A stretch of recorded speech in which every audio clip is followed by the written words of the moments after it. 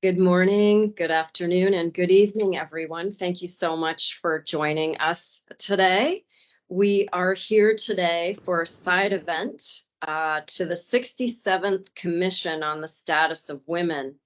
And this year's theme for the 67th Commission on the Status of Women is innovation and in the technological age and education in the digital age for achieving gender equality and the empowerment of girls and women. And today I am joined truly by a powerhouse panel of female scholars who are here to address information and communication technologies in higher education, a space for gender equality. I would like to take a moment to thank my colleague, Mr. Omar Hernandez, who's the program manager of the United Nations Academic Impact Initiative, and the team, Abby and Serena, for organizing this panel today on the sidelines of the CSW 67. For over 12 years, the United Nations Academic Impact, a network of nearly 1,600 institutions of higher learning from over 150 countries, align and engage their research, curricula, and community engagement with the principles of the United Nations. And I'm just going to stop because I understand it's not possible to see me on the screen right now. I do have my camera on. I've just turned it off and I am turning my camera back on. And it's still not working. Okay. Shall I just use another computer for this morning? Sorry about our technical glitches. There's been a few changes, we understand, to the platform on Teams webinar. So we're hoping that we can get through them. Thank you. I'll just switch computers. Thanks for your patience.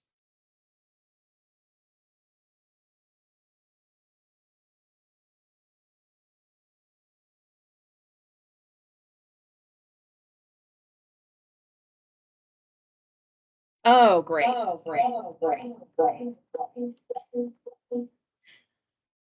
All right. So we were just giving you a quick background on the United Nations Academic Impact, which is the organizer of this event today.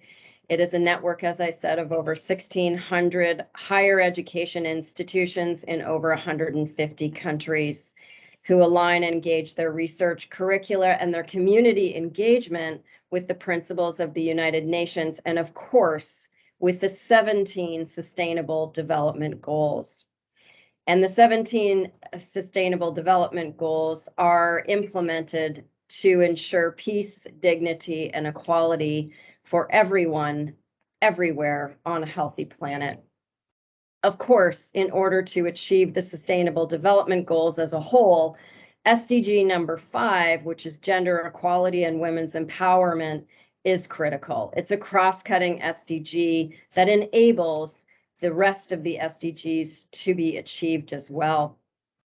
It is also imperative that institutions of higher learning play a central role in shaping and developing intellectual and learning spaces that are empowering women scholars and scholarship across all areas of academia. We know, for example, that women are highly underrepresented in the fields of science, technology, and engineering and mathematics, also known as STEM. We know that women are really represented as only slightly more than 35% of the world's STEM graduates. Women are also a minority in scientific research and development, making up less than a third of the world's researchers. Today, we are here to discuss the challenges and opportunities for gender equality and in information and communication technology, also known as ICTs. ICTs, of course, have the power to uplift women and girls and create pathways for gender equality, especially when we see massive digitization of huge sectors of economic activity and our personal engagement in social media as well. There are also serious challenges related to ICTs, the perpetuation, of course, of sexist ideas, derogatory attitudes, and actions towards women in digital spaces, promotion of gender-based violence, and stigmatization of women. Collaboration efforts between researchers, programmers, and policymakers to address gender disparities related to the digital world and ICTs are critical. And this morning, we are here to hear from, as I mentioned, an incredible group of scholars who will address this on different angles from their research perches. And it is my absolute pleasure to introduce our first scholar today. She is an associate professor in the Department of Communication Studies of Northwestern University in the United States. She's the board president of Allied Media Projects and co-author of #Activism, Networks of Race and Gender Justice, MIT Press 2020. She's also author of Misogynoir, Transformed, Black Women's Digital Resistance, which is New York University Press from 2021. Please, Dr. Moya Bailey, the floor is yours. Thank you so much for having me. Can everyone hear me okay? I think you're on mute, Dr. Bailey. I can hear. Okay. Great, please go ahead. It seems that everyone else can hear except for me. Okay, great. I'm joining you all from Chicago, which is part of the traditional unceded homelands of the Council of the Three Fires, the Ojibwe, Ottawa, and Potawatomi nations. In addition to acknowledging the traditional stewards of this land, I work to make sure that my research supports the descendants of those whose enslaved labor made us joining together possible. So I acknowledge the labor of enslaved Africans and their descendants who've enriched my region of the world with cultural and economic contributions that can never truly be quantified. I'm going to share just a brief video in which I explain exactly what misogynoir is and how it works. You could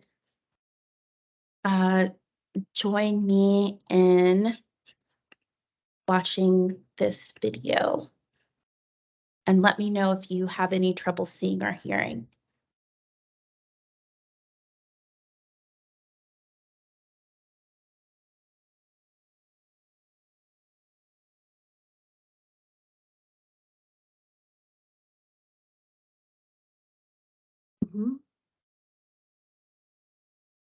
Hi, my name is Dr. Moya Bailey, and I'm going to break down the term misogynoir.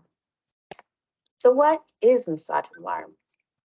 Misogynoir is a term I coined in 2008 to describe and better explain what I was noticing around the representation of Black women and gender-expansive people in the media, in particular, social media.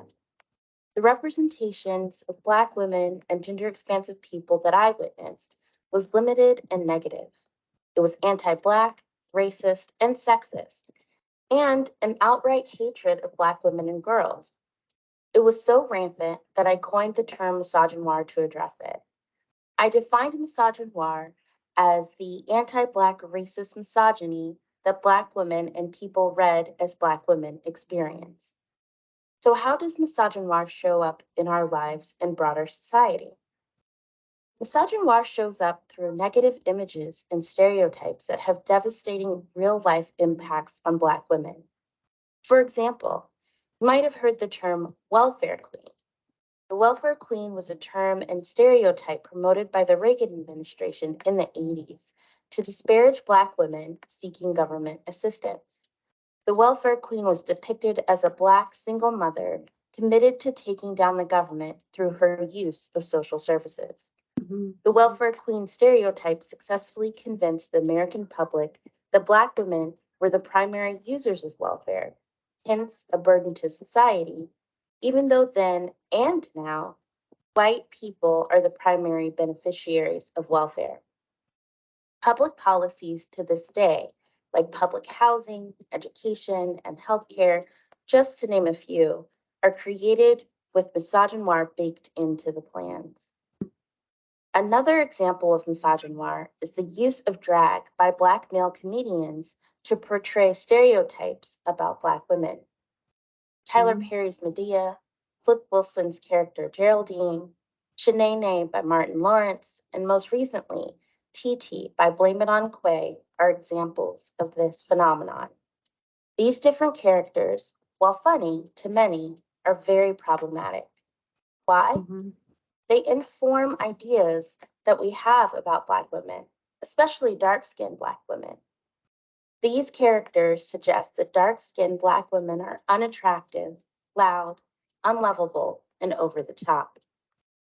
Also, these characters have a disproportionate impact on Black trans women because they imply that Black trans women are not real women, but only men playing drag. It is a stereotype that leads to deadly consequences for Black trans women. Misogynoir shows up everywhere, in our lives, our families, communities, and broader society. So we must all commit to defeating it. But how do we do that?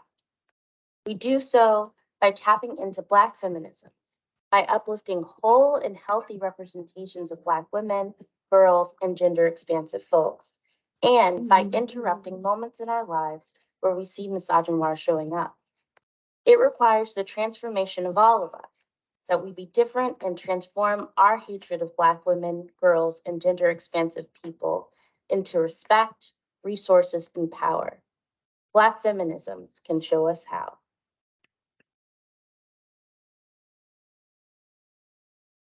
Thank you so much.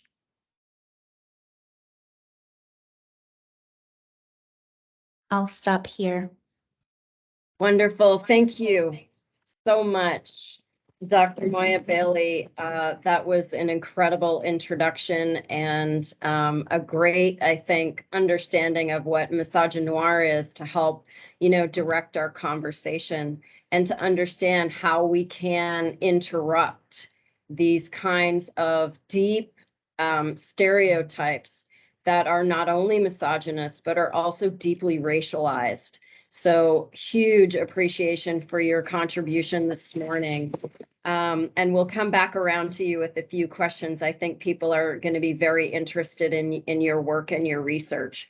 So next, I would like to introduce Assistant Professor in the Department of International Law and coordinator of the doctoral program, University for Peace in Costa Rica, coordinator of Safety of Women Journalists in El Salvador, Honduras, and Nicaragua, UPeace 2021, and editor of Mapping Online Gender-Based Violence, which is a UPeace publication from 2022. It's my pleasure to introduce Dr. Maria Teresa Garrido. Please, Dr. Garrido, the floor is yours. Thank you very much for this introduction and for the organizers for putting this event together. It's my pleasure to actually be here representing University for Peace. And to start, I want to make like a short exercise with our participants. So I don't know if you can write or put a hand up if you are under 35 years old. I want to make just a very, very quick exercise. So, okay, I have seen some hands now under 35. 1, 2, 3. Okay, maybe. Okay, they're showing up. Excellent. And I'm asking this because this is one of the main things that we have in academia with young women, and I'm very glad that you are participating in these events. And one of the things that I have faced in this idea of how ICT and higher educations can promote a space for gender equality is with intersectionality. It's very hard to speak about gender equality without considering the differences that we all have. And I want to start my kind of short introduction with that idea. I'm a woman. I'm Venezuelan. That means I'm Latina, living abroad. So that I'm a migrant. I'm young. I'm 35 years old. And then I have a PhD. So that gives me different elements in which I can actually operate under the idea of higher education. And maybe some of you are in the same path, trying to figure out how to get into academia and what are the areas in which you can actually start working on. So in my case, and this is something that I'm very grateful for at the University for Peace, they actually believe that I could do it in a good way. So I started researching on the idea of safety of journalists. I found a topic that was interesting enough for the university and then mix it with the idea of technology. And I think here is where we can actually create different spaces for gender equality. And the first of them is like promoting different topics in which women can participate and open different spaces for them. And this is coming also from the institution, but from the person, from the individual. So for those of you who are here, like listening this, there is a huge way of getting into education or higher education institutions through ICTs. Obviously, this is a way of framing research, a frame of doing what you like, and taking into consideration different issues of where are you based, like what are the ideas that are more interesting for your society. So that will be a way of kind of entering into this space of higher education. But obviously there are like several backlashes when we go into these spaces when we're young women. And I want to talk about like certain issues related to ICTs. And the first one is when we are so used to the immediacy of communication. So for younger generations, we are used to like the immediacy, everything is fast. Every time that we want to have some form of information, we Google it, and it's great when we can find this whole bunch of information and get that to our research. But when we are working on higher education, and especially after the pandemic, I want to talk about like how the use of certain ICTs actually affects women in a different level. And the first of that is WhatsApp. I don't know how many of you had classes, courses with WhatsApp, but this is something that we started to do and try at UPs. Like, okay, how can we use like a better form to communicate with our students that we know that are abroad, that not always have a good access to computer, internet, and might be easier to connect on mobile devices. And some researchers have been using this technology to actually showcase how it is useful, but then the backlash for women is like, you're always connected. And why is this a problem? Because those of you who have kids, those of you who have family, those of you who have a life, and that means almost any of us, it's very hard to create these lines and this distance between work and private communication. Because every time that we start using these ICTs, these technologies, like this little messaging app, WhatsApp, or some of you are in other parts of the world, so maybe you're using Telegram or other form of instant messaging, it blurs the line between what is work and what is institutional communication and what is personal communication.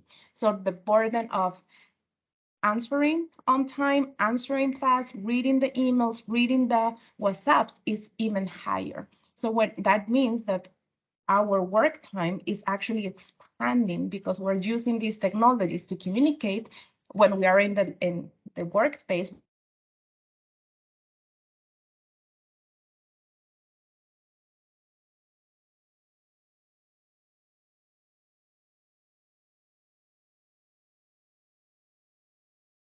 It looks like Dr. Garrido has just frozen. We'll just give her a minute and see if her connection can be reestablished.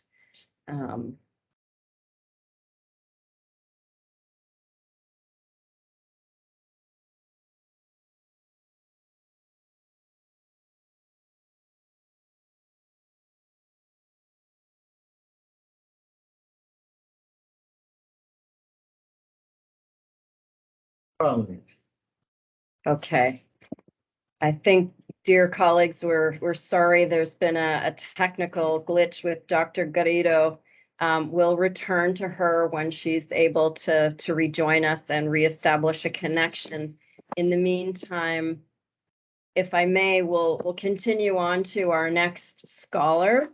assistant professor of the Federal University of Pernambuco in Brazil. She is the former senior policy analyst and program specialist at the United Nations Education, Scientific, and Cultural Organization known as UNESCO.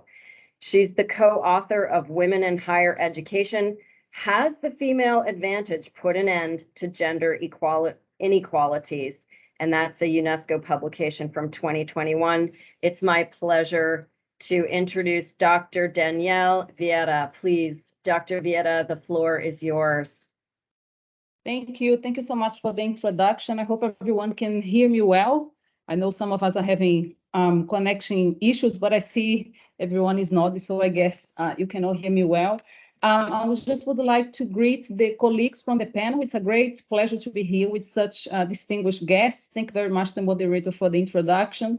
I also wanted to greet the audience who is here with us today. I think we have over 140 guests. That's quite an excellent audience. It means that the topic we are talking about is of much interest. And then happy International Women's Day to everyone. I think different from my colleagues, I have not prepared videos or any sort of interaction with the audience, rather just brought a couple of data that I would like to share with you about the topic. When I was invited to speak in this panel, I was quite happy because based on the study that we did back in 2020, 2021, we found out, for example, that the ICTs could be of a great advantage or an instrument of empowerment, for example, in the participation of women in higher education. So then I just would like to share with you a couple of data, a couple of numbers that we have here, and then we can discuss a little bit more in detail in the Q&A session. So back in 2020, we did a global study to analyze in a period, the period that we analyzed was 2000 until 2018. And then we did, as part of the studies of the UNESCO International Institute on Higher Education in Latin America and the Caribbean. So then we wanted to analyze what is the enrollment rate that we have currently in the past 18 to 20 years inside the higher education institutions globally. And then what we found out was that we had a female advantage in enrollment. So in all the regions, apart from the African region, what we saw is that there are more women than men entering tertiary educations, higher education institutions, universities worldwide. The only exception to that was the African region, where we still had more males than females, the rate in terms of enrollment. So from the perspective of the females, from the women, we might say, okay, this is good news. If we look historically, that for many subjects, for many courses, we still had the vast advantage of male participation, and now we have more males entering the institution. So we might think this is good news. But then once we went further in analyzing the phenomenon, what we saw is that that's exactly what we called in the study. We found out that there are some persisting inequalities, and that's what we call the limits of the advantage. So the answer to the name of the report, if the female advantage has put an end to the inequalities, I can already say no. So what we found out, and I know that my colleagues in the panel, they are well aware of this data, is that although we have more females entering the institutions, we still have several inequalities, persistent inequalities inside those institutions. So for example, when we look into the seniority positions, leadership positions, governance bodies, decision-making positions inside the institutions, we see the majority of the positions are occupied by men. If we look, for example, in the STEM subjects, which is science, technology, engineering, mathematics, so when we look into those subjects in general, we see also the advantage of the males, more participation of males. That's what we call the horizontal gender segregation, right, in terms of the subjects. When we look into the vertical segregation, we also see that in bachelor and in masters, we had in the majority of females. We have done such, just last year, one further assessment, for example, in 9 African countries, and we saw that we have more females than males in the bachelors and in the masters in the countries that we analyze, in the 90 countries in Southern Africa that we analyze. But it's still, when we go to the PhD studies or research level, we see an underrepresentation of women. So again, we have this segregation, this vertical segregation in the professional research performance. So then, although we have a female advantage, there are still some persistent inequalities. And then that comes to the point of, I think, to this panel here as part of the CSW, what exactly would be the role of the ICTs in line with the situation? If enrollment is not a problem anymore, but like how can we further support the women who enter? If there are more women entering the institutions, why they are not in the leadership positions? Why they are not studying the subjects that are that provide them with high-paid jobs? Why, for example, they are not doing more research? And then we believe, I personally think that the ICTs can be in the end a good instrument to enable women to have more access to this kind of opportunity. So, for example, to have access to jobs, to education in the digital sector. Of course, the ICTs would have a key role in this element to align these efforts, these ICT efforts, with the STEM subjects. We also think this could be a good element or a good advantage of using those ICTs. If we look into the remote communities, communities which are remote, females who live in those communities. If we think about, for example, the existence of the digital schools, this can be something also very relevant, very positive. So to support those remote female communities who do not have access, for example, to the traditional campus life. Support with the dissemination of the gender rights, these gender issues. This is also something I will not detail now because we have a limitation of time, but we also found out in the study that there is some sort of lack of alignment between the national policies and the higher education institutional policies. In some of the institutions, they don't even have policies of gender equality, for example. So the ICTs could also support, for example, the dissemination of these gender rights, the gender issues, the gender policies. So in general, we think, and as I said, I'm saying we here, but of course, I'm the one who is just making this interpretation. But I think that the technology in general can provide an excellent platform for us to overcome some of these, that's what we call persisting inequalities in the female participation in the tertiary education. I will stop for here. As I said, I just brought a couple of data to share with the audience, and I think we'll have more time to discuss that further in the panel. And then I'm curious also to see what the other colleagues have brought in terms of analysis for the panel. Thank you so much for the attention.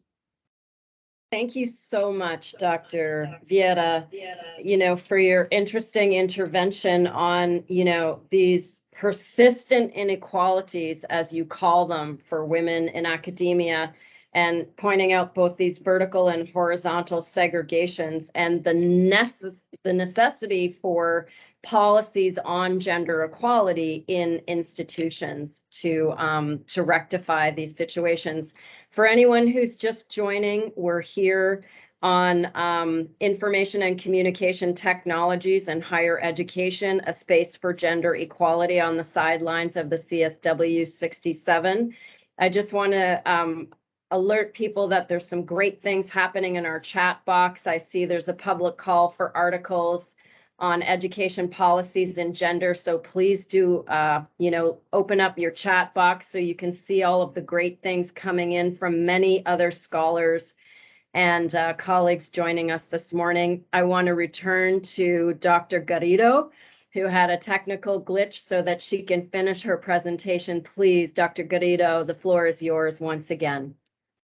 Yes, so thank you very much. I got a power cut, and those are some of the things that some of us actually experience when we have education that is online. But I want to kind of connect my thoughts with what the previous speaker was actually mentioned on the idea of creating new policies to ensure gender equality, and I will add safety.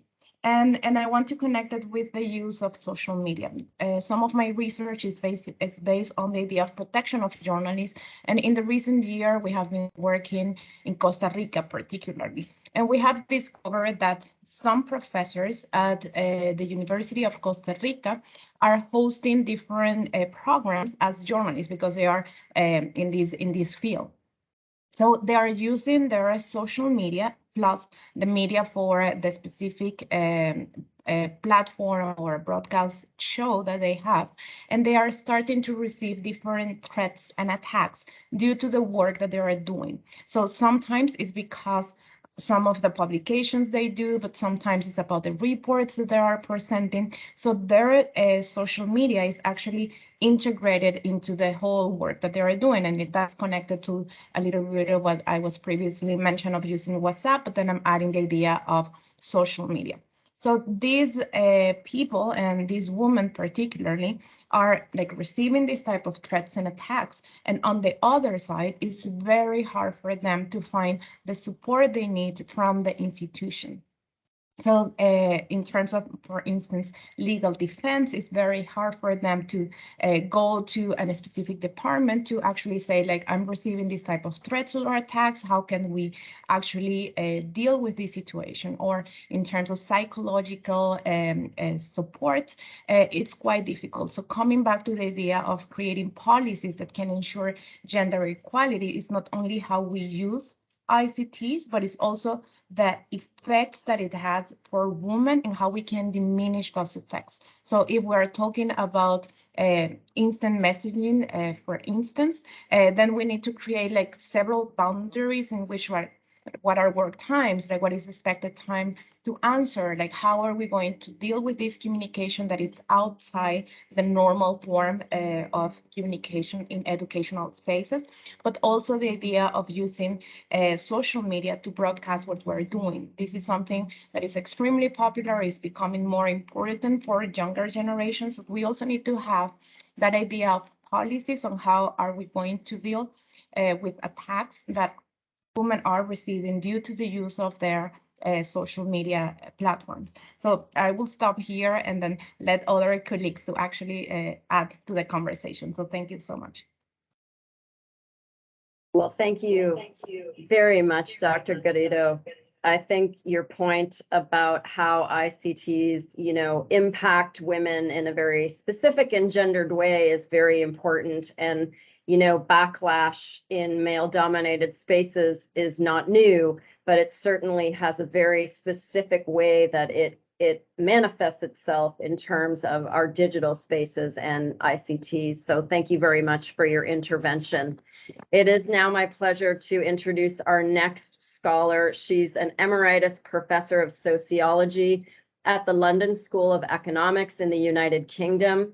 She's the lead on the Women in Data Science and Artificial Intelligence research project at the Alan Turing Institute, also UK. She's the co-author of The Digital Revolution, Implications for Gender Equality and Women's Rights 25 Years After Beijing. This is a UN publication from 2020.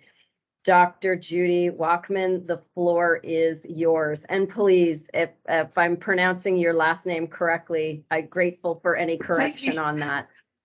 Over to you. People have a terrible time with it, so don't worry at all. I'm Judy Wiseman. I'm really delighted to be here, and actually the speakers have already said so many interesting things. There's loads I'd like to pick up on, so I will be kind of very brief.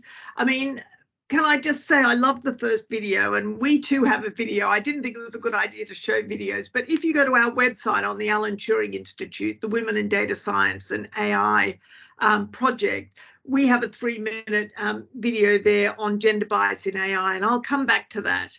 I'm mainly going to talk from a British perspective, I'm afraid, because that's our kind of brief, if you like, of our project. And just to sort of say that we really, focus on 3 things. I mean, we're very focused, as many of the speakers have said already, about the underrepresentation of women in computer science and the, new technologies that are developing. I mean, in Britain, only about 13% of computer science students are women. I have to say that on the education front, I feel rather optimistic in terms of this context, in that quite a lot of universities in Britain are very aware of this and are introducing all kinds of programs that are increasing the number of women in computer science. And I have to say this is partly because there's an incredible skill shortage in Britain. You know, like everyone recognises that there aren't enough data scientists and there aren't enough roboticists, and, you know, so we have to do something about this. And so there has been much more focus on doing this, and, you know, sometimes copying some American universities like Harvey Mudd that set a fantastic example. And what I feel optimistic about is that actually some of these examples show that if there's a lot of commitment from the top, these problems aren't as difficult, aren't as obdurate as we think. And, you know, for example, University College London introduced a summer program for women students who'd studied languages rather than mathematics. And got some very bright young women through a kind of summer course, an introductory course to computer science, and found that once they got into the computer science courses as undergraduates, they completely flourished. So it's partly demystifying the kind of background you need to get into these areas and to really think about these skills as not just technical skills, but socio-technical skills, and build on a greater kind of variety of kind of subjects and skills in terms of feeding into these courses, rather than thinking that the ideal computer science undergraduate is a young guy who's good at games, you know, who spends all their time on games. So partly there's a lot of work being done around that, and I feel quite optimistic about that. But maybe I could just talk about two other things quickly that we focus on at the Alan Turing Institute. I mean, the first one is that we've been very concerned to discuss the kind of transition from university to work. You know, how is it that even, you know, in places, actually, I met yesterday a delegation from Malaysia, for example, and they were telling me that actually their problem isn't the number of women in computer science. Apparently in Malaysia it's 50%, but, you know, they then completely drop off, you know, that you can even fix the problem at the level of education, and then they drop off in terms of the workforce. So we've been doing quite a lot of work thinking about, well, what is it that's going on in the workplace that makes it difficult for young women to kind of thrive in those contexts, why they don't get promoted, why there isn't equal pay. And you'll all be familiar with these issues in terms of, you know, a hostile environment that basically, you know, reproduces stereotype of, you know, somebody young and unencumbered with any care responsibilities who can work 24/7, who's very competitive, you know, all the images around workplace culture. And so we've been trying to kind of think about that, trying to see what we can do in terms of, you know, I suppose increasing awareness about workplace cultures and how off-putting they can be for certain kinds of groups. But the third thing I just want to say is that one of the things we're very much kind of arguing is that this underrepresentation of women isn't only an equal opportunity issue. Obviously, it's a huge issue in terms of giving women access and empowering women, giving women access to good jobs and jobs of the future. But also, if you were to watch our video, what we're trying to get at there is that we really do think that the lack of women in technological design is a big issue, that the kinds of technologies we get then reflect the underrepresentation of certain groups. And, you know, for example, you know, what we describe in our video is for example, you know, recruitment software, that when you automate recruitment processes with machine learning algorithms, that what you tend to find is that what the algorithm will come up with, for example, in terms of an ideal CV for somebody to employ in a computer company, it will look like a young man from MIT or Stanford, you know, that you put in certain data and you get out certain data, and that we need to be very aware, particularly at this point in time where there's such a discussion about applying machine learning and automated decision making to lots of different areas, whether it's policing or recruitment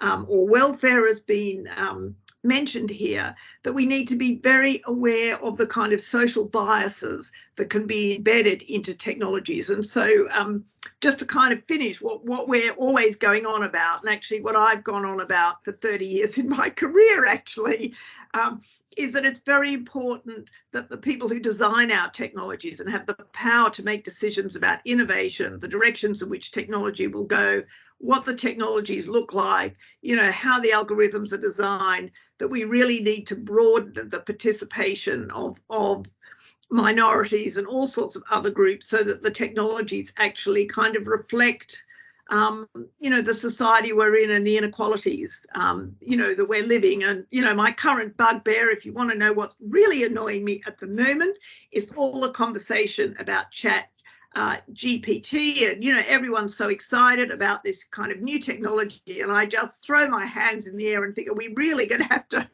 point out again that this is based on machine learning of old data collected in particular ways, you know, with particular prejudices and norms and values and biases embedded within it that are going to be reproduced again? So I'll just stop there and come back later. Thank you.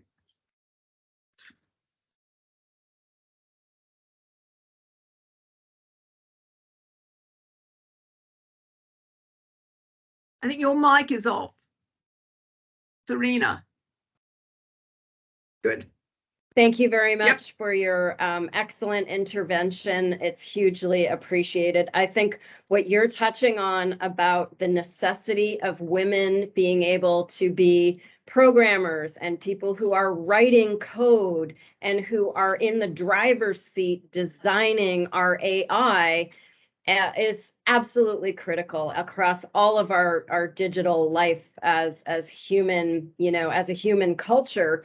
Because when we're not part of it, as you're saying, these kinds of gendered, misogynistic, racialized biases are totally embedded. And we already see that, you know, in the internet and in other digital platforms that are very, I think, distressing. And I do think it's great to hear all of you amazing scholars working on this, because of course, it's only by collaborating, understanding what these problems are and addressing them, you know, that gives us momentum and a lot of hope for what we can achieve together. So with that, I would like to introduce our final speaker for this morning's engagement. She is the Dean of the School of Social and Behavioral Sciences, the Director of the Center for Women's Empowerment and Gender Equality, and the UNESCO Chair on Gender Equality, Amrita University in India.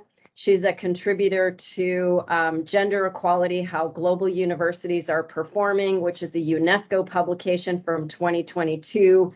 Please, Dr. Bhavani Rao, the floor is yours. Thank you so much. It has been a very exciting conversation to follow. So thank you for having me here so I could get to listen to such wonderful speakers.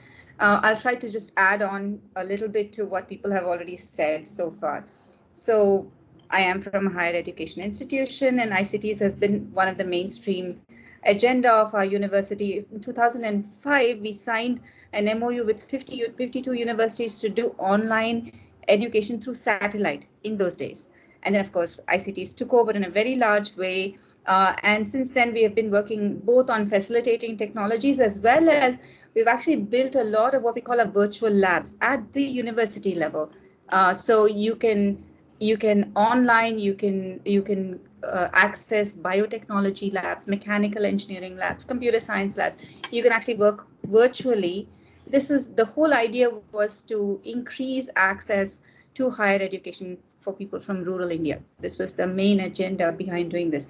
My own work is really on capacity building among rural women. It's not so much in the higher education space, though I am based in the higher education space and I run our own academic programs, but my research is really among rural women. And one of the things that you always notice is that even those who've never learned numbers, they have such a fine sense of basic math. They do fractions, they can cook for 5 people, they can cook for 50 people without knowing math. And they don't it's just amazing that actually women are naturally very geared for math in my personal experience. So back to the thing about ICTs and gender. So ICTs is something that has been hardcore within Amrita, but when you talk about ICTs and gender, and again, drawing from my own experience, not just in rural India, but also in urban India, how much of our girl children do actually have access to a mobile phone? The boy tends to get a mobile phone or a laptop or a tablet way before his sister ever gets her hands on one. In rural India, non-existent. Women don't have cell phones. They don't use ICTs. Well, when the boys use it, they use it mostly to watch cinema songs, but that's a different issue. The fact is that they don't even have their hands on one, and therefore, even while we are building all these wonderful tools that would give access to higher education to women from remote areas, rural areas, the fact that they don't even have access to technology is something that is quite serious. May not be so prominent in the OECD or the weird countries, but it's still very much a problem in the developing countries. Along with it come a lot of myths and realities. One of the things is ICTs do manage to get their hands on a mobile phone, don't use it well, get into trouble, and then it reinforces the vicious circle that you don't give access to technology to a woman because they don't know how to use it. Now, if a man does it, it doesn't hurt him, but if a woman does it, it hurts her. So this is something that keeps going. So it just reinforces that that's their parents about giving access to technology to young girls. ICTs and mental health.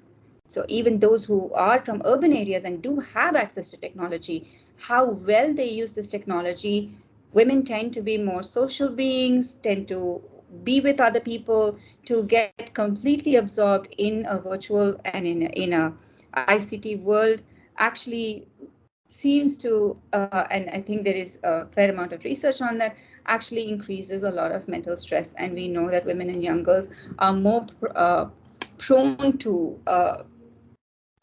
mental stress and mental ailments than the men. So this is another thing.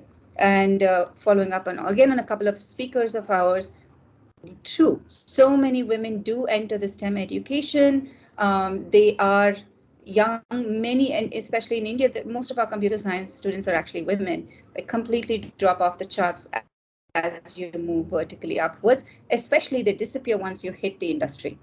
And the problem also is you don't really know where they're dropping off, how they're dropping off, how they're coming back, is because you do not have any gender disaggregated data at all. Once you go, especially after you leave the educational institutions, you have no trace of where the women are going. So when we are including ICTs, especially now that it's post-COVID, we have really brought it into our system so much. We really also need to use it to keep track of what is happening to the women in our educational institutions as they leave, so that we can address these loopholes. And just even within the university, and just universities, when we were writing a report for UNESCO called The Braided River, this was about the status of women in science in India. You don't even have proper LinkedIn pages, or even on your own university website, a woman scholar is very less likely to put up a nice profile of hers compared to her male colleagues. It is very strange. We don't like to project ourselves somehow, and therefore even these basic things about online presence, who you are as a professional, is something that is lacking when we talk about women. So we may have access, we may have opportunities, we may have the awareness, but the hardest part is really the mental space that we are working in. Is how do you change certain very fundamental mindsets, whether it's in the parent population or in the student population, and even in our own. One of the most important things that we have found in our studies is you just have to start really early. You have to start when they're children. A typical thing is you don't buy gender toys for children when you buy the same kind of toys that would that both boys can use. So something as young as that, we also train young girls on how to use the digital space safely. These are things that we need to, if you really want to make sure that ICTs is a friend in our hands. Like we know, technology is only an amplifier. If your story is bad, it's just going to amplify the story. If your story is good, it's going to amplify that. So we need to make sure that our fundamentals are good, our vulnerabilities intrinsically are reduced, and then ICTs will just amplify whatever story we put on it. Thank you.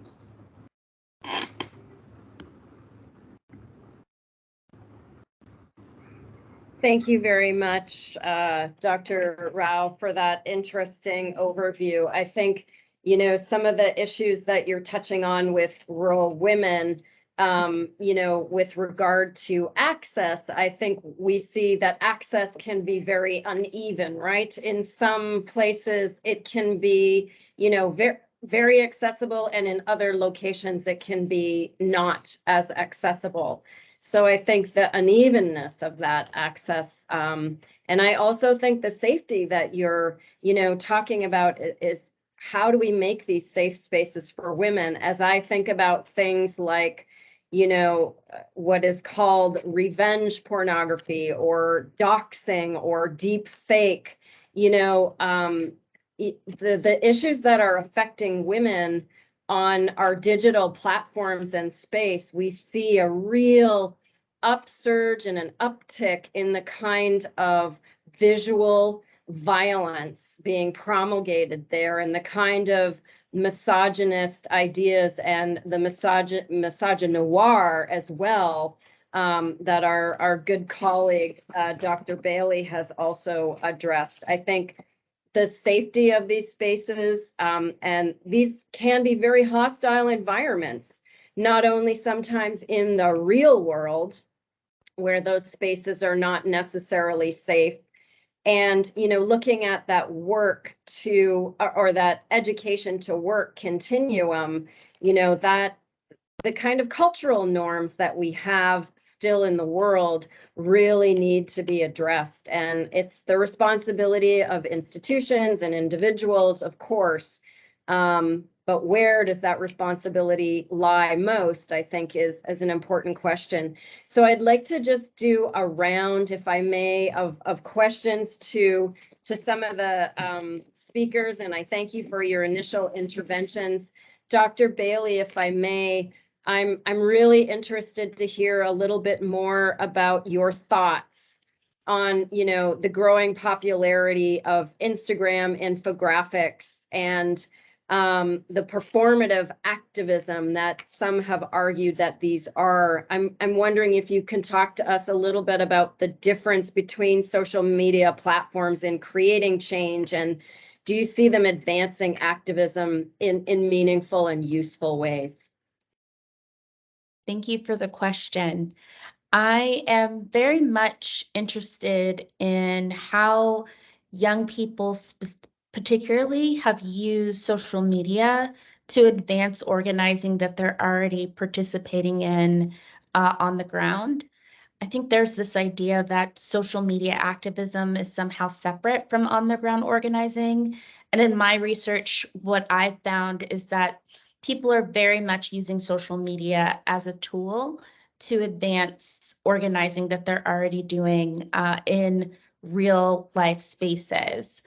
Something that's happening in the United States, specifically in Atlanta, Georgia, there's a movement around the Whaley National Forest, which is an area of forest that is coming under attack in that it is going to be, or it has been slated to be used to build what people have called Cop City, which is a training facility for domestic police officers in the city of Atlanta to train them in urban warfare. And there are lots of young people who are on the ground in that space organizing to protect this forest area. And there are people who are projecting that message beyond the local through using social media. So I think it's a really good example of people using this strategy of using Instagram, using Twitter, etc. But as we've seen with Twitter specifically, you know, we're in a place where one billionaire has the power to disrupt a system of connection and communication that is used the world over. And I think that's something that we really need to pay attention to. How are we organizing in ways that can get us to address the disproportionate amount of interest that corporations can play in these communication advances? So we've seen these particular platforms shift over time in terms of their ability to create change and look kind of forward-thinking ways. So I see a lot of the organizing happening on TikTok that used to happen on Instagram and Twitter.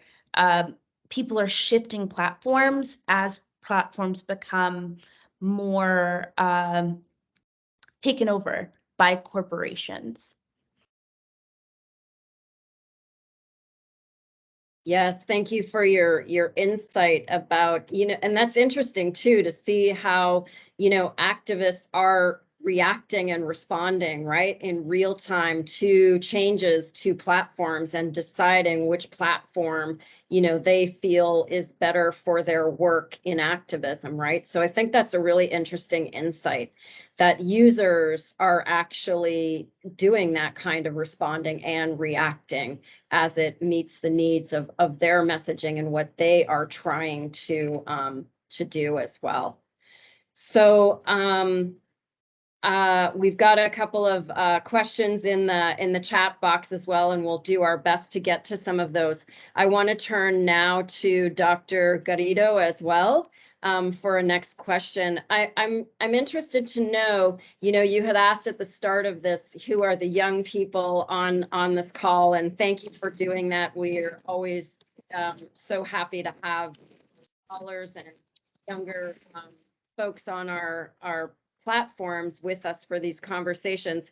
Can you talk to us just a little bit about at what age you think it's appropriate and beneficial to introduce digital literacy skills and online materials into schools to inform and combat things like deepfake technology? And I think what would the skills look like for a child in grade school, say, versus a young adult or in university? Would love to hear your thoughts on that, please. Thank you for that question. I think it's important to start as soon as possible, but the as soon as possible, I think it has to be depending on the context.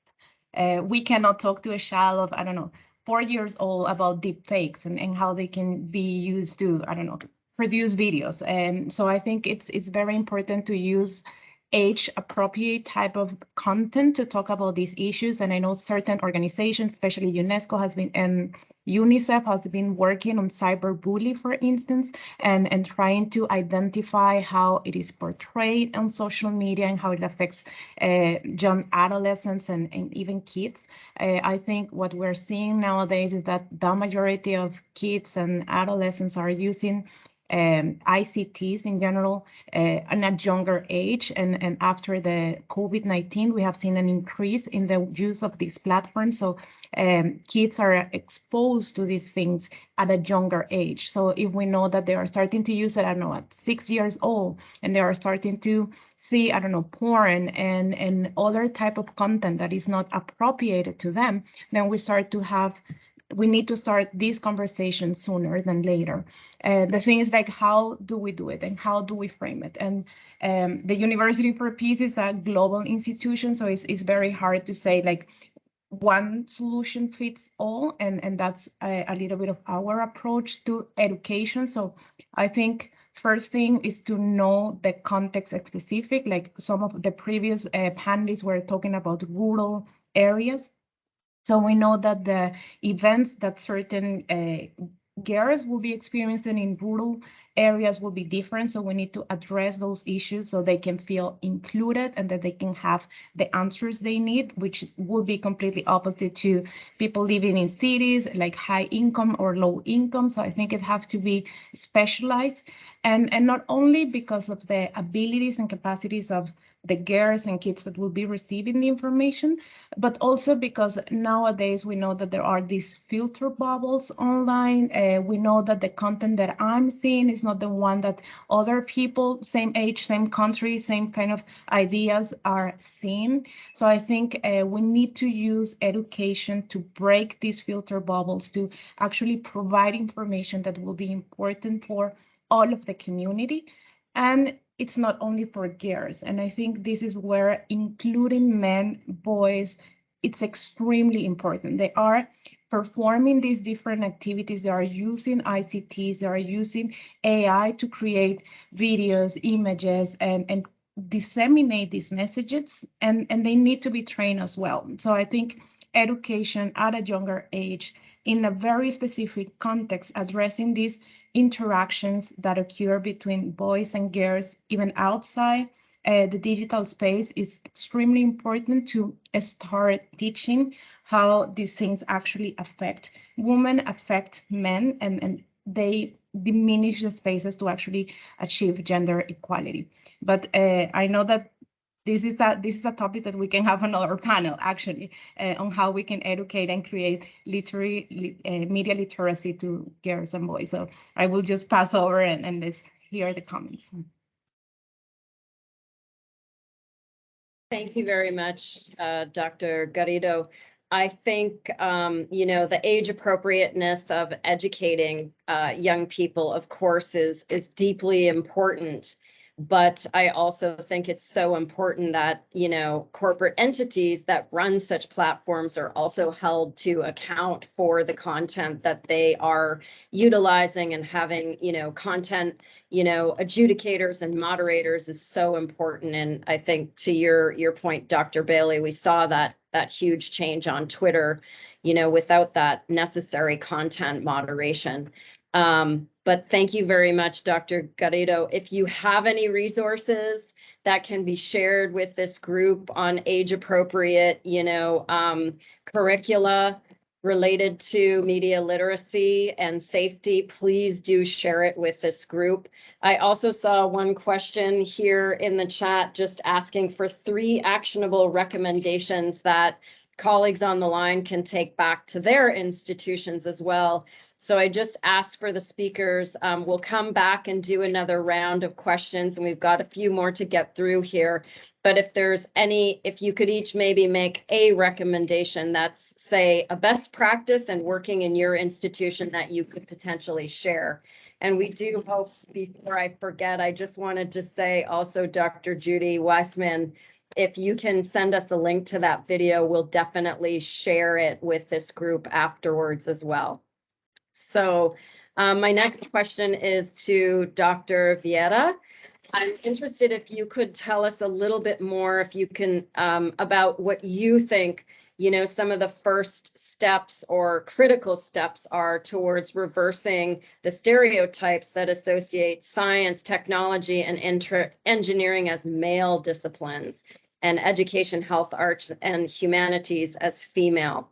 And if you could also address, how can higher educational institutions navigate these cultural barriers that these sentiments can potentially stem from? So please, over to you. Thank you. Thank you for the question. Can you just confirm you can hear me well? I think so. Huh? Yeah, that's great. I think your question is very much related to the question that you just had before, I think, which came from the audience, which is in regards to the recommendations. In the end of the report, and then after 2021, we have been currently on a regular basis assessing the topic. What we found out, for example, is that in many institutions, for example, some females, they feel disencouraged inside the institutions, but also in the cultural background, they have to follow such careers, for example. So when we say that we have a horizontal gender segregation, it's not just because females or women, they do not want study those subjects. It's also a part of the culture who does not reinforce that they can also follow such careers or such subjects. So one of the recommendation, for example, that we had was just that the institutions, they could start developing such gender awareness or STEM awareness programs inside the institutions to enhance the female participation in these traditionally male-dominated areas. It's not that the males, they have more certain characteristics or motivations to study those subjects. Some of the subjects, they are the subjects nowadays that provide them with high-paid jobs, particularly in the technology area. And then it's also a matter also of reinforcing or enhancing this motivation in our female colleagues. So then one of the possible answers could be this gender awareness or STEM awareness also inside the institutions, these campaigns inside the institutions to reinforce not only the necessity to have more females in those subjects, but also to create on them the motivation and the interest to follow such careers.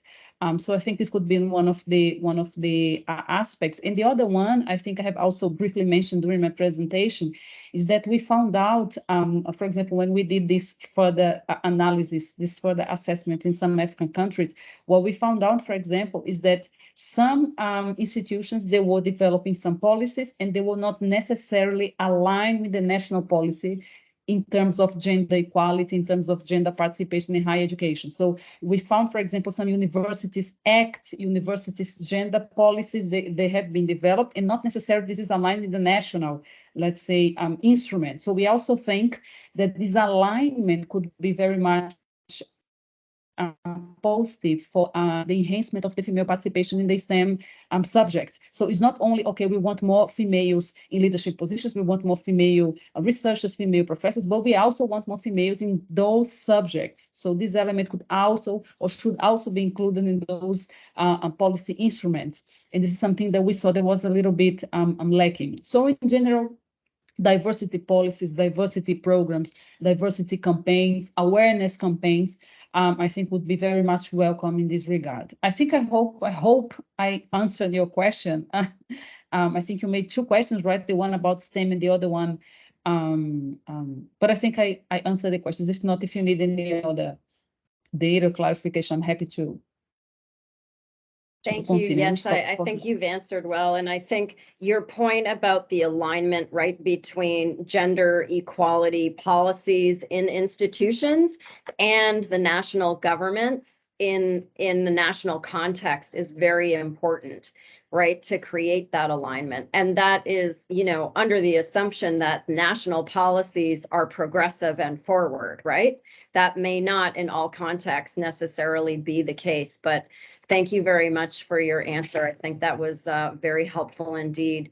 So our next question is for Dr. Judy Weissman. So I'm interested to hear more from you about how you recommend that we address women's rights and empowerment in terms of power and inequality, issues of inequality. And do you believe that access and affordability will eventually be resolved as a subsequent result?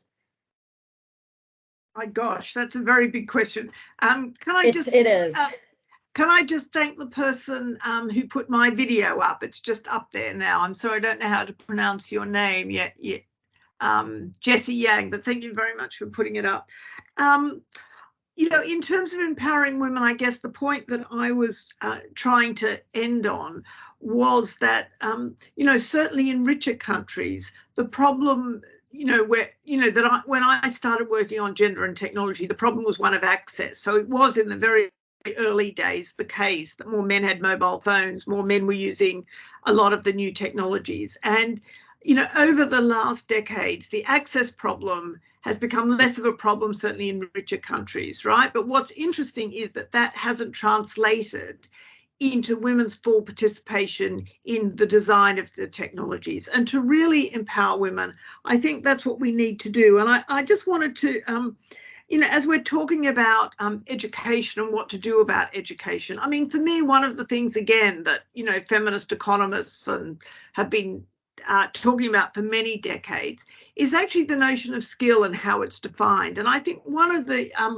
mythologies about computer science and about technological innovation is that the skills that one needs to do this well are purely technical. So that, you know, you get young guys who can play games, or, you know, and then they're the ones who are going to do the best tech design. And I think we really need to rethink the curriculum and rethink what technological design is, because actually you don't have to dig very deep to find that you need a lot of social skills actually to design good technologies. You know, all of these tech companies have got, you know, what we talk about as user labs, but in fact, you know, you need to know what people need, how they're going to use it, how to design things for customers, if I can use that, to make things accessible, meaningful, to actually even think about what people need, you know. And so, you know, part of what we do in science and technology studies, which is kind of my area of expertise, is very, very much kind of focus on thinking about technology as not merely technical, but as socio-technical, as cultural, you know, that you need a whole set of skills to design technologies well. And actually, you know, I think we could start this critique, you know, with people like Steve Jobs. I mean, if you have a look at these big companies, actually, you know, there's all this mythology about the brilliance of Steve Jobs, but actually we know that, you know, his skill was marketing, and actually the tech guys were behind, never, you know, who are very resentful about him getting all the credit for it. That all of these teams are a mixture, actually, of a whole set of skills. And I think if we could get that across, then we would be redesigning curriculum, and therefore we would make these subjects much more attractive to a wide range of people. I mean, to give you a very quick example, literally from 1985, I remember when I went back to Australia, there were some young engineers redesigning the curriculum who came to me, and they said as soon as they introduced issues about ecology, literally about the importance of energy and the environment and ecology, they said, gosh, amazingly, you know, lots of girls started enrolling in these courses. You know, it doesn't take a lot to kind of make these changes, I think. I think we shouldn't think of these things as so difficult. We just need to have the will and, you know, the push from the top, really, to do these things.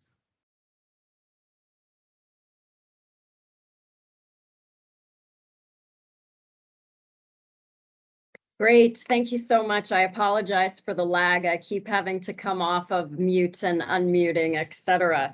But I think, you know, again, your insight here is really valuable about the socio-technical and the cultural part about how we are designing our technology and using it, and the fact that greater access to technology and ICTs hasn't translated right into women being, you know, equally at the table in terms of designing. And I saw a comment in the chat about, you know, an iPad.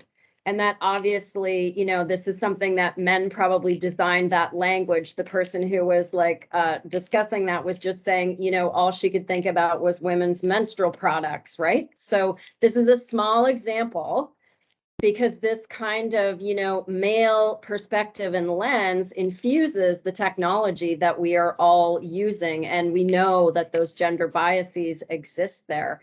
And so this question of how we can, you know, bring more women to the table, and also the people and the corporations that are organizing and working on new products like the metaverse, what is that going to look like, right? Like that's already a way to the races.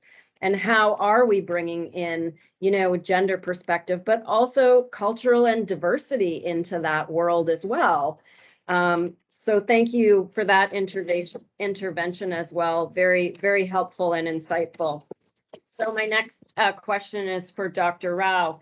I'd be interested if you could expand just upon any additional initiatives or programs that the center you lead has started that focus on gender equality and or women's empowerment through technology or the expansion of ICTs.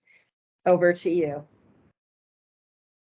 Thank you. I think that everything that we have worked on from the start has an ICT component. So even when we're teaching rural women, we use courses that are designed for them. whether we're teaching them plumbing or masonry. So we typically teach agricultural labor, women who are in agricultural labor, non-traditional trades. So whether it's teaching them plumbing or masonry, we like we taught women to build their own toilets, but they learned the entire coursework using ICTs because you can't get trainers in these villages to train the women. So we've used ICTs. In the process, they also learn how to use technology. It has a very interesting effect in the sense that a lot of something like plumbing is usually considered a low-cost job. So when you introduce ICTs, it changes the whole flavor of that job role. It's no longer something that is has a social stigma on it because you're using technology, and technology has a much higher value in terms of how you perceive it. So and also and just breaking some basic biases, like you have we had we worked with the rural communities on their perceptions of gender. So we had a water carrying robot, a robot that fetched water and delivered water. Now this particular robot had a male voice, and nevertheless, when you did an entire study on the population, they all thought that this robot was female because women are the ones that go and fetch water.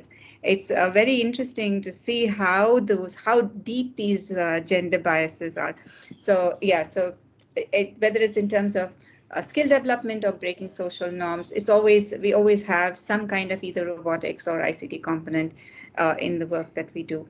The latest work that we have been actually working on is we've been working with 21,000 foot soldiers in India's largest paramilitary forces. They have very high incidence of gender-based violence. A lot of their communication with their family and especially their wives is through social media. They only talk to them on WhatsApp because they live far away from their wives. And so it's very dysfunctional social bonds that they have. So it's a project that also translates on including men and boys towards the conversation towards gender equality.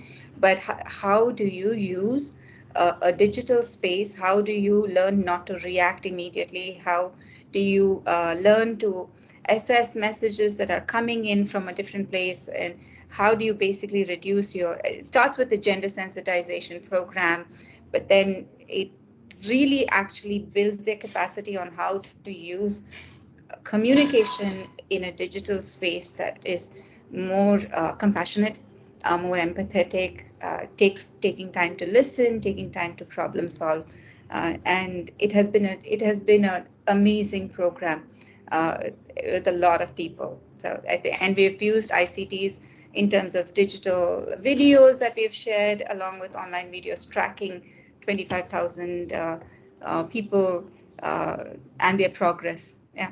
So that's been our latest work.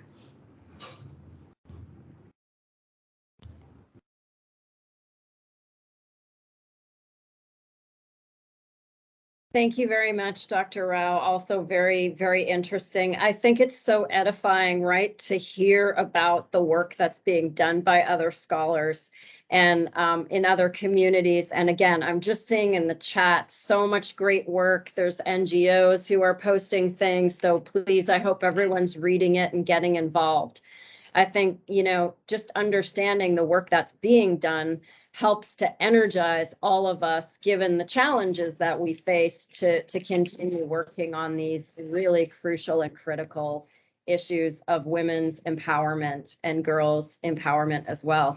So I'm circling back to Dr. Bailey, if I may. We'll go through a second round of questions, and I'm really interested to hear, what have you been hearing, seeing, being discussed on campuses regarding misogynoir?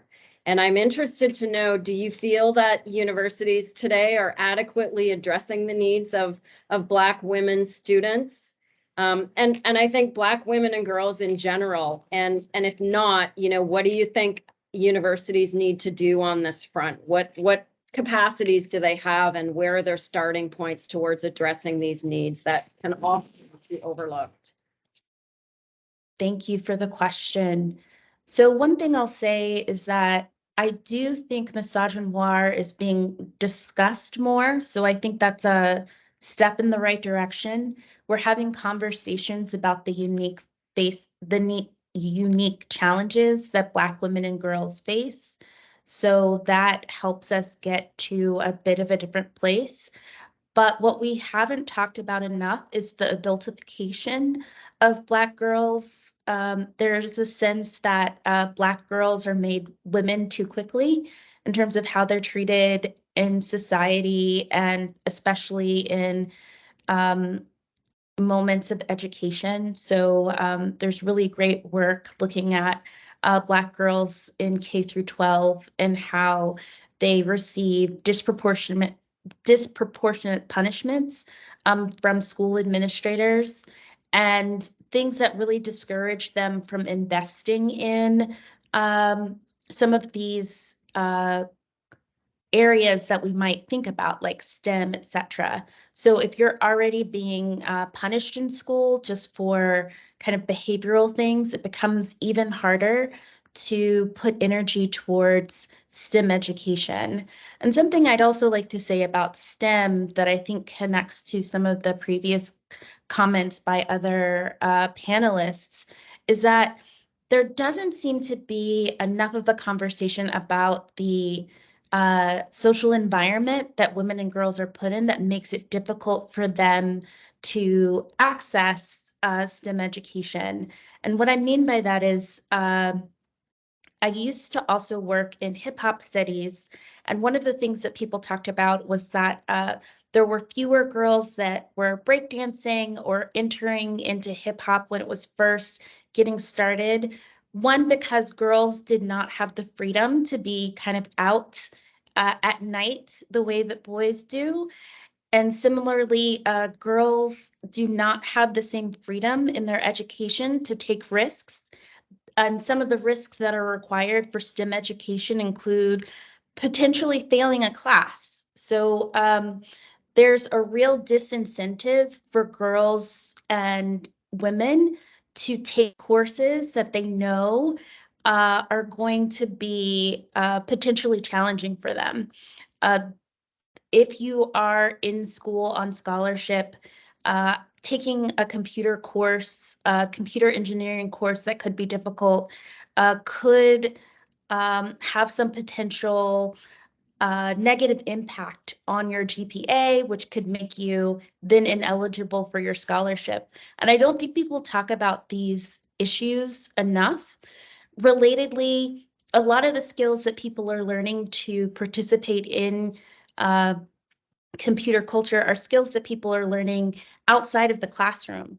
So boys and men have a lot of time that they can use to develop their own interest in computers and gaming, etc. And girls and women don't have that same kind of time, given their role in their social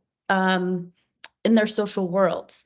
So I do think that there has to be more of an effort to create opportunities where young women and girls can take those risks without jeopardizing their future academic success. And also, since they are often responsible for maintaining social relations within their families and communities, there has to be more freedom. They just don't have the same freedom play around, to do the innovative things that STEM really allows for. That is one of the things that is a real challenge that has not been addressed. And I think institutions of higher education have to create some flexibility, maybe not a traditional class, but maybe a lab setting where people can actually try these things out without having their academic career jeopardized because they are taking a bit longer to understand some of these socio-technical tools. And we're seeing that happen where women are creating their own coding opportunities for themselves. Amazing. Thank you so much, Dr. Bailey. I think there we are. There's a great concrete suggestion for other institutions who are on the line. looking at what the social environment is of the women on your campus and maybe creating a lab environment for just play. I love that concrete suggestion. Thank you very much, Dr. Bailey. And I think, you're making such an important point that before women ever get into their classrooms or girls ever get into their classrooms, right, they're facing all kinds of stereotypes in their social cultural experience, right, in their homes, etc. And I just want to give one quick data point. In 2021, PBS, which is public broadcasting in the United States, a NewsHour report reported that if women in the US were paid a minimum wage for the unpaid household work and childcare in the US collectively, they would earn 1.5 trillion US dollars per year. So just that also, care, is a huge area of work for women that is completely unpaid, unrecognized, and not considered very valuable in most societies and cultures. So this social and cultural, understanding as we're looking at how to deal with STEM and women's participation in work and in design and in programming, this is crucial as well. So I want to turn now again to Dr. Garrido, and following up on the question that we had asked you before about, age appropriateness. I'm just really interested to learn more from you about, where you feel the onus of learning digital literacy and preventing online forms of gender-based violence sits. Is that responsibility, in your view, sitting more with the individual or educational institutions or platforms? Really interested to hear your thoughts on that. Thank you.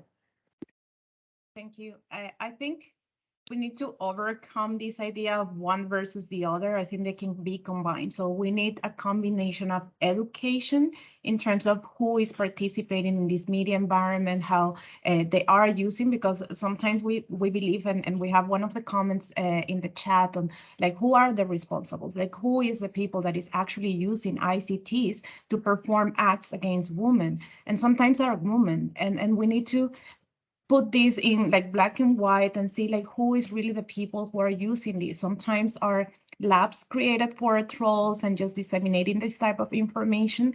So it's a community type of orientation, type of education that we need for the community that is actually using this to perpetrate different attacks and violations and all of these things that we're seeing online against women.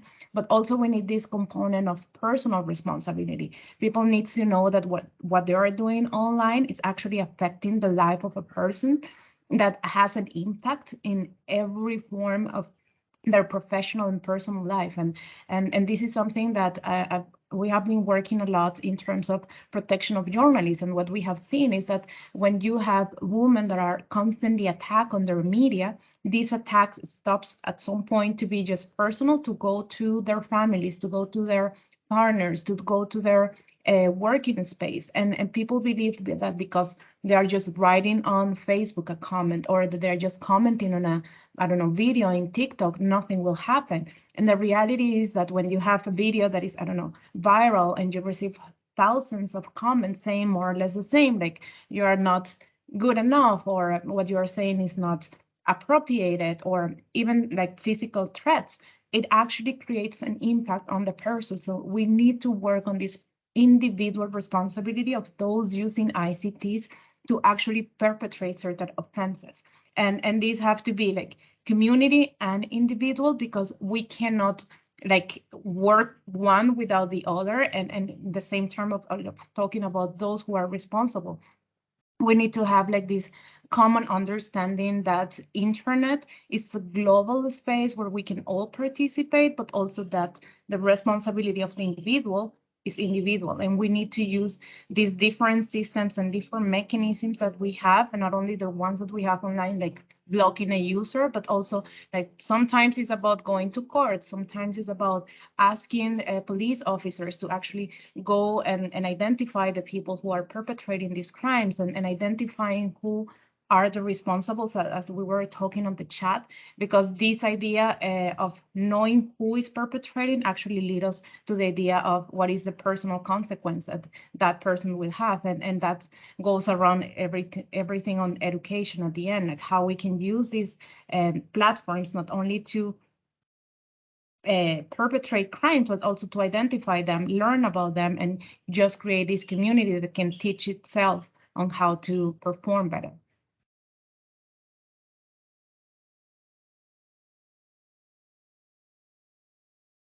Great. Thank you so much for that helpful intervention as well. Sorry, we're continuing with some of our technical difficulties. We just had to switch computers for me. So I'd like to now ask Dr. Vieta a second question as well. So we're interested to hear, you know, in your research on the female advantage, I'm interested to know what was the fact or statistic or insight that surprised you the most or that was the most instructive while you were conducting your research? Please, over to you.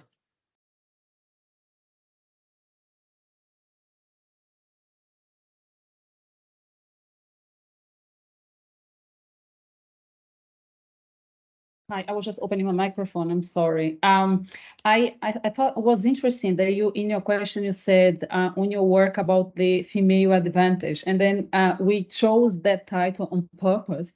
As I said at the beginning, we do have an advantage in terms of enrollment, but when we're looking all the other elements, we still have a disadvantage, unless that we're talking about bachelor and master's enrollment. When we looked in the other elements that we were interested, particularly in terms of leadership and governance and position, we have a disadvantage. So it's also important to reinforce that to the audience.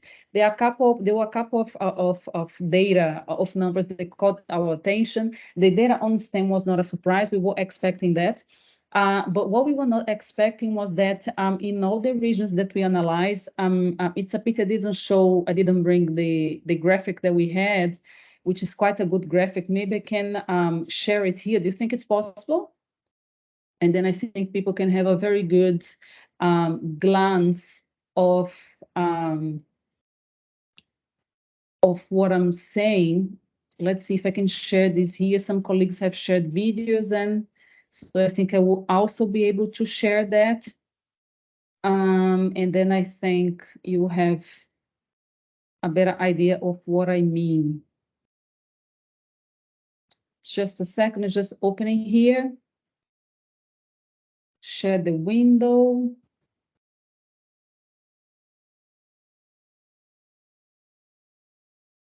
Okay, I think now you can see, you must see it. This is a very good infographic that we have. Would you just please confirm?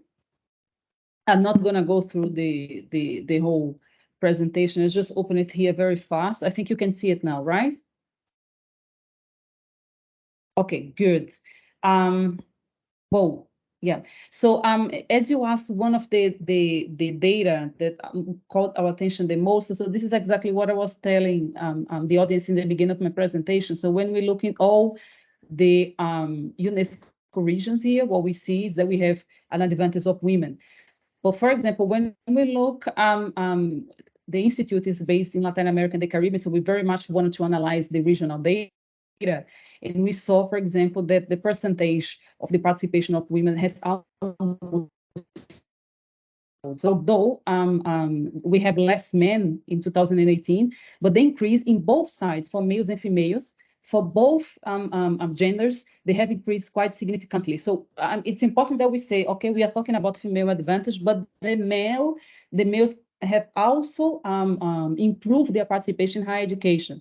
Africa region, if you look here, the African region, I saw, okay, this is the only exception that we had from the other regions. So here we still have more males than females, but this is not necessarily bad news, because when we compare the two periods, we see that we have doubled the participation of women. It's still very low, but it has doubled.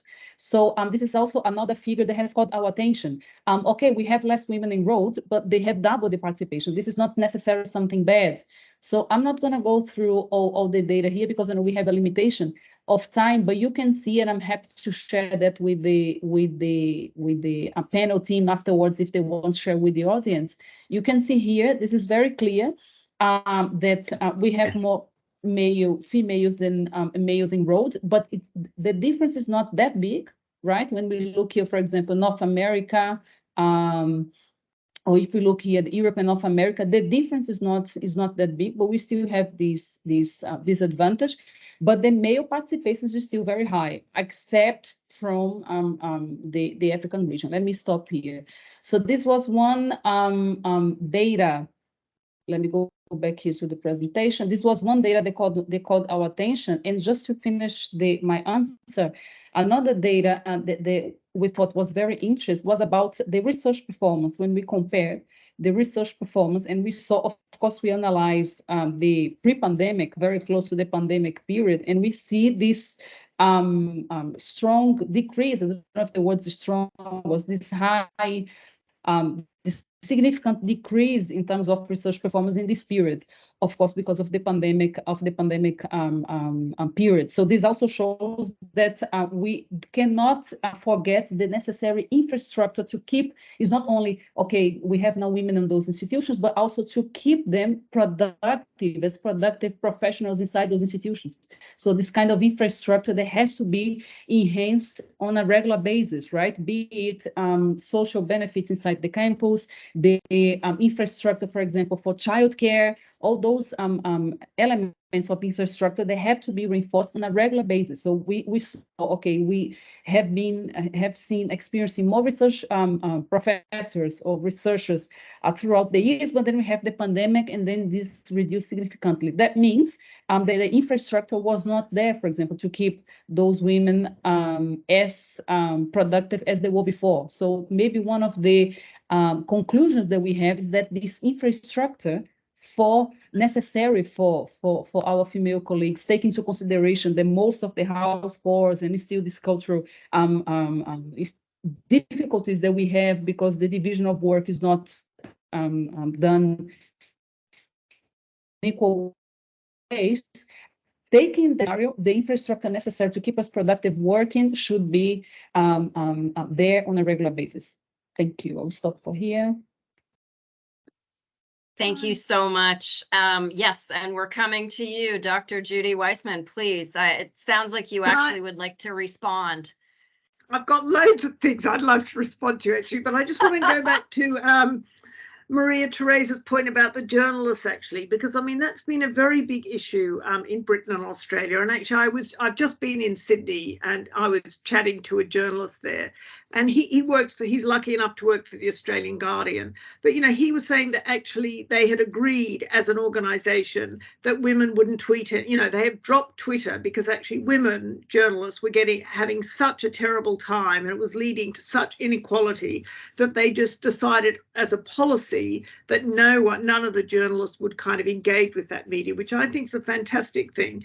But in terms of Britain, actually, you know, some of our work at the Turing Institute has been on online harms. And I mean, you know, several women journalists have actually written publicly in British newspapers about the fact that they've absolutely stopped all social media because it was just so horrendous and destructive. And there was one fantastic case of a very famous academic called Mary Beard, who, you know, actually there was a court case and, you know, she'd been harassed and the police actually caught the guy. You know, it is illegal to have death threats and things. And and it was some pathetic young guy who had no idea how completely destructive it was. And, you know, and she publicly forgave him and blah, blah, blah. But actually, I think it's a real deterrent that a few high profile cases where the person who's perpetuating is publicly sort of named and shamed, and that this isn't something that you can just do anonymously and get away with, has actually been a kind of very powerful thing in terms of that. So I agree with you that you need lots of different levels of things, but you absolutely need legislation against kind of racist, threats and gender, all of these things, so that actually the police treat these crimes as serious crimes. I think that is a kind of, hugely important, actually. And I mean, it's, one of the projects, one of my colleagues who's a political scientist is very involved with, is the number of women politicians who just give up, quite quickly. And actually, I think the woman who was Prime Minister of New Zealand, actually, who recently Jacinda Ardern. Yes, I mean, she said actually that she'd been having an absolutely terrible time and had just had it and stood down, and I mean, you think of our Australian Julia Gillard. I mean, the harassment that women politicians have to kind of put up with is just sort of phenomenal. And somehow the social media has absolutely made that worse. So anyway, I just want to say it's really important work, I think. Yeah, no, I think your point about legislation is so significant because there has to be consequences, right? Yeah. For this type of action. And I think that's where we're missing the boat, right? It's the Wild West on social media. Yeah. And if you think about the level of doxing that happens also to women journalists, putting their safety at risk. And again, we've already touched on this before, deep fake and the extensiveness of the pornographic aspect of deep fake interventions, and the way that has an impact on the mental health of women and girls to just function in our cultures and societies. And I think it goes back to this understanding the social context that women are operating in. And I do think your point, Judy, is so critical about how social media platforms have accelerated, right? The rate at which this kind of hate and misogyny and misogynoir can circulate, and how that hateful language online can turn into real life violence and consequences against women and girls. And that is really where I think the rubber hits the road on, gender parity and equality, when we see this level of violence kind of spiraling and increasing at a time when women are attending university in greater numbers than they ever have, right? At the same time, there's these new threats to women and girls and to their safety. And just the contextual piece also about the fact that so many girls are not even going into primary education globally, right? We're having a conversation about what we can do in higher education, but we also have to recognize that all girls need to get to school in the first place and have access to technology in order to get to higher education, in order to get to the job market. And I think the other context we have to recognize is early child marriage and female genital mutilation. These things are contextual that impact women, as well as the care industry and women taking the majority of that for planet Earth. So we have a lot of work to do, I think, right? Not just as women, but, sexism, misogyny is primarily a problem that men are perpetuating. So I think we also need to talk about what partnerships can we, have with our male counterparts, and, in terms of, back to your point about legislation. So this is a really, really interesting conversation today. We have one last question for Dr. Rao, and then we're going to call it a day and wrap up. Dr. Rao, I'm really just very interested to hear, have you found that female students are receptive to and engaged in the efforts of your university? How are they responding to the programs that you are making available to them? And are there obstacles in how involved students can be and wish to be? And if so, how do you envision these programs addressing those challenges?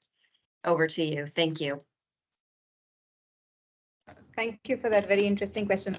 The girl students are actually very interested in working, but what we find are usually problems is, India being the country it is, parents pay for the education of the children usually, even at the undergraduate level.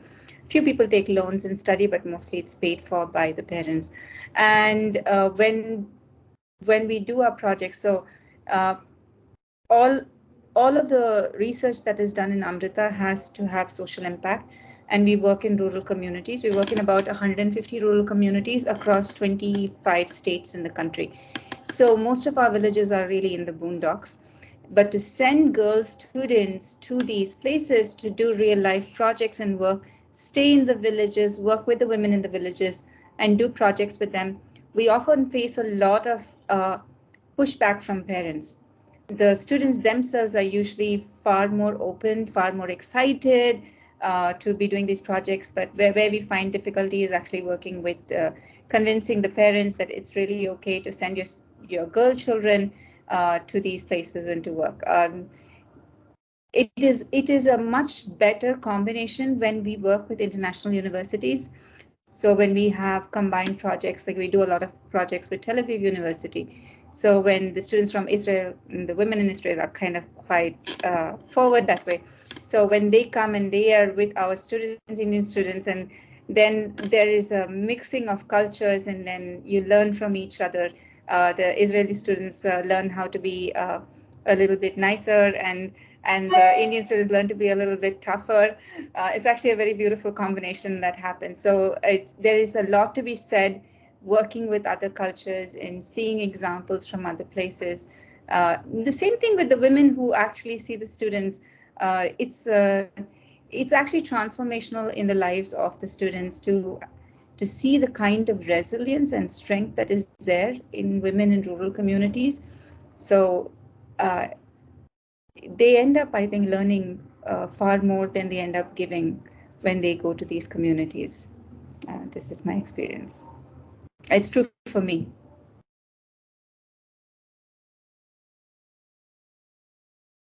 Thank you so much, Dr. Rao.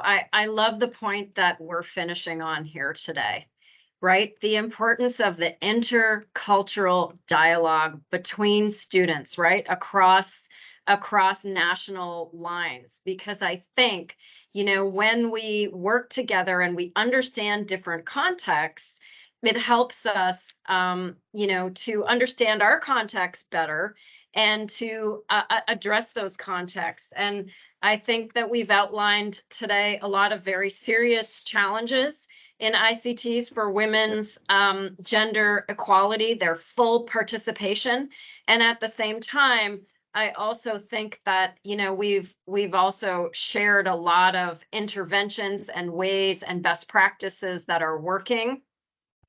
And so what I'd like to do is leave us on a note of sorority today, in alignment with the International Women's Day, which is a day that in some contexts is happy and in some context is really just showing us what work we still have to do to achieve gender parity and full participation of women and girls for their full engagement and to understand and blossom in all of their opportunities and potentials. And that is Margaret Mead, who was very insistent, right?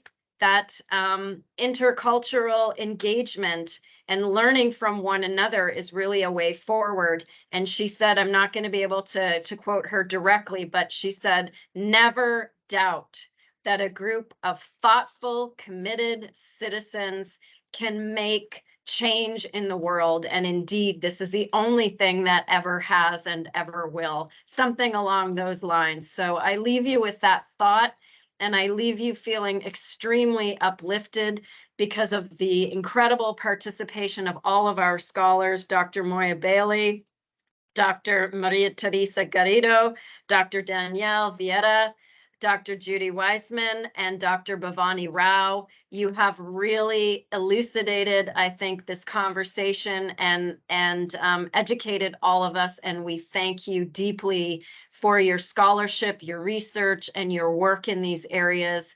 And I would also once again just like to thank Mr.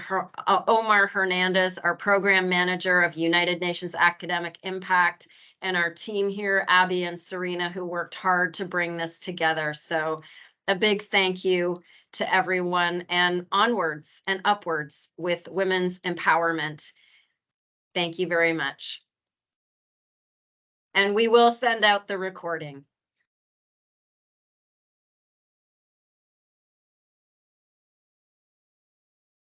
Thank you for the invitation. Thank you, colleagues. Thank you. Bye. Thank you. Bye.